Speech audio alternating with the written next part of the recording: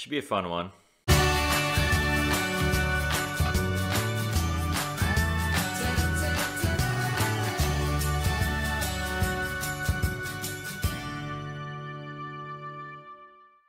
So you may have guessed it, that is a copy of the proposed 2019 Kittanning city budget. So lots and lots of thoughts about that. Let's get right into it. A little bit chilly today, so let's drive instead of walk.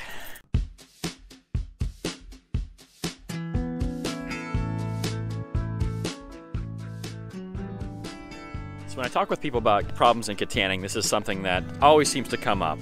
The fact that Kittanning for a long time has had an ineffective and inefficient local government. And so I got a copy of the city budget and I figured, let's just talk about that a little bit. So let me clear something up from my perspective right off the bat. I'm not approaching this video from a place of anger or frustration, but a place of sympathy for what our local officials actually have to deal with. So has there been bad governance in the past? I would say almost certainly yes. Is City Council deserving of some criticism in the past? Absolutely 100%.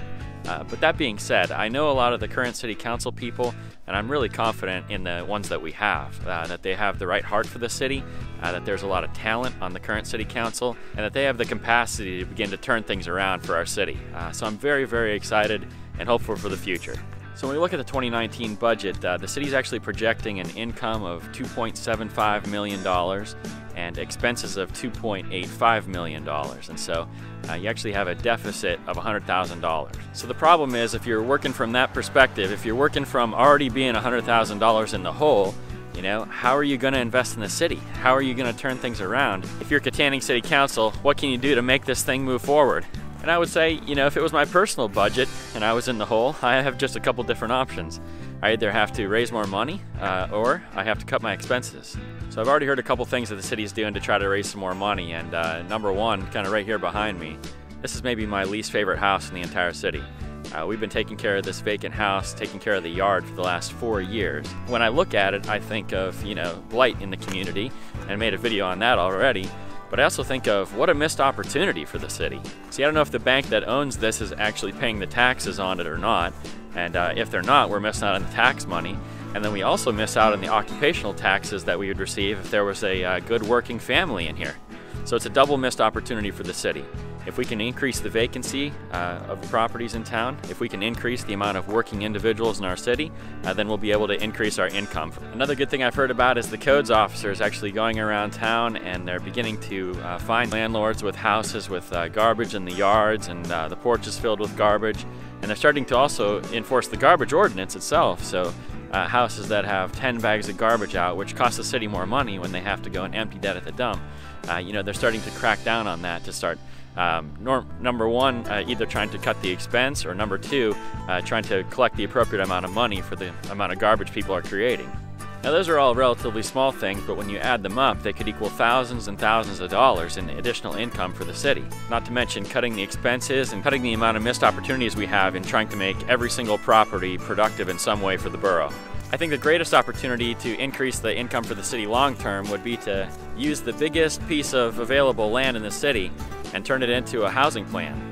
This is Community Park, and right now it doesn't get used a whole lot, but this is actually a really beautiful piece of property that could make an amazing housing plan, which could increase the tax base for Kittanning. Imagine if you had 50 new houses up here creating $3,000 to $4,000 in annual taxes each. You're talking $150,000 to $200,000 worth of income that the city's potentially missing out on.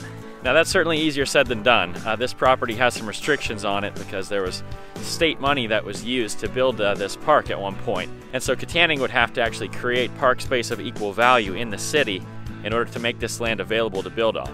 However, it's something I think that's worth pursuing. The potential benefits would definitely be worth the work that would be put in to make this happen. Not to mention some new housing stock in Kittanning is desperately needed anyway. These kinds of projects that take grant money, that take extensive amount of time, are really where the borough would see the benefit of a borough manager. And so I'm personally very much in support of the City Council pursuing a borough manager to help push some of these bigger projects forward. Many other small towns receive millions of dollars in grant funding every year.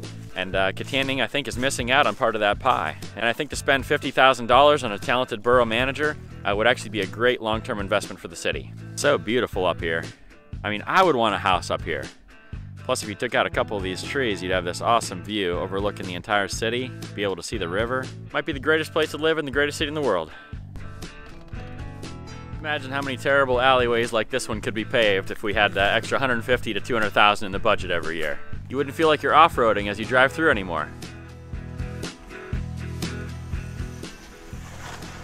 Gosh, it's even worse on this end. Look at some of these holes.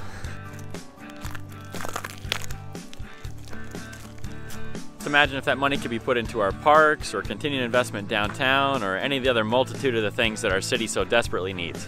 Now the expense side's a little more difficult to talk about without offending some people, so better go sit down for this one. Okay, so as we talk about the expenses, I just want to point out that I'm dealing with a proposed budget, and the 2018 numbers that are on here were also proposed from last year.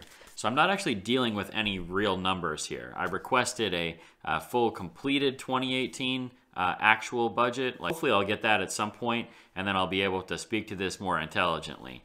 But just from looking at the budget, these are a couple expenses that point out that, I don't know, maybe we could look at them as a city. Maybe there's some money to be saved. I'm sure a couple of these things will ruffle some feathers, but the first thing that I look through and see is that most of the expenses in our city are for wages. And so we look at the police department, almost a third of the budget is for the police department. 61,000 of that is earmarked for overtime pay. And so some of those things, I don't know, I'd have to talk to the police chief or city council to see what the justification is for that. But I know there's a lot of events in town that require extra police presence, those kinds of things. If that's what it's for, then it's worth it for sure. But I don't know if there's any wiggle room in there to save some money, but definitely something to look at. Obviously, from an insurance perspective, when I look at this and I see the healthcare costs that are in here, I do think that there's probably some money to be saved on health insurance. Whether that has to be renegotiated at the next contract, whether they've ever even looked at what a different healthcare plan would cost, and if there could be some deductibles or some cost sharing, some different things that maybe the city could save a significant amount of money and actually not change the coverage a whole lot as far as what our healthcare is for our police department and for our borough workers. The last thing I think the city should possibly explore, and which is also probably pretty controversial, would be trying to combine some different things with different cities around us. When I look at police forces, you see Applewald across the river, Ford City just a couple miles down the road, West Kittanning right on the hill.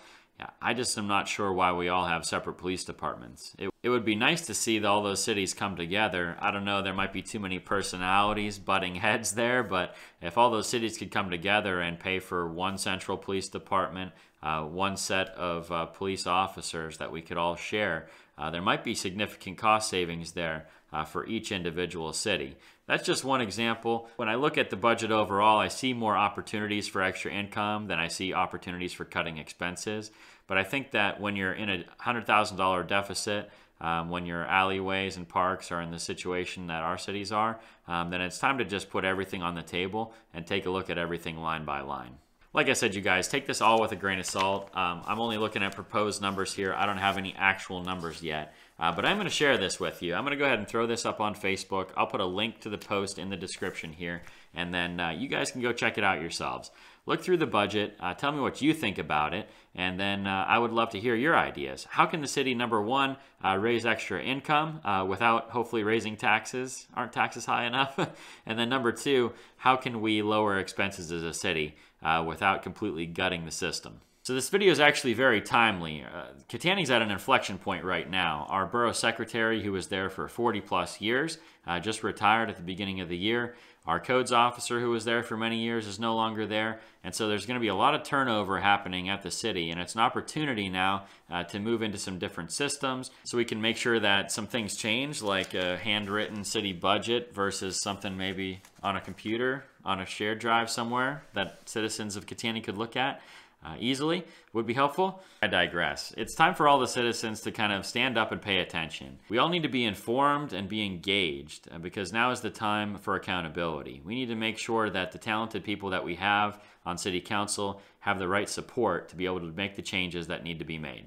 Number two, I think we all need to be very respectful. The tendency always, when it's people and government, is to insult and to create a climate of anger, and it's just that's just never helpful. It's not helpful on a national level, it's not helpful on a state level, and it certainly isn't helpful on a local level. People in our city government are our friends, they're our neighbors, they're not our enemies, they're our allies. We need to find a way that we can all work together to get more good things done for the city. And finally, we all need to be positive and we need to be encouraging. See, we can accomplish great things, but we can only accomplish them together.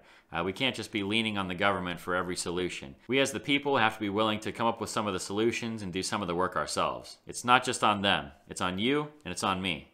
One thing I didn't mention yet, I just don't believe this. They have parking on here. Parking meters are bringing in $95,000 a year.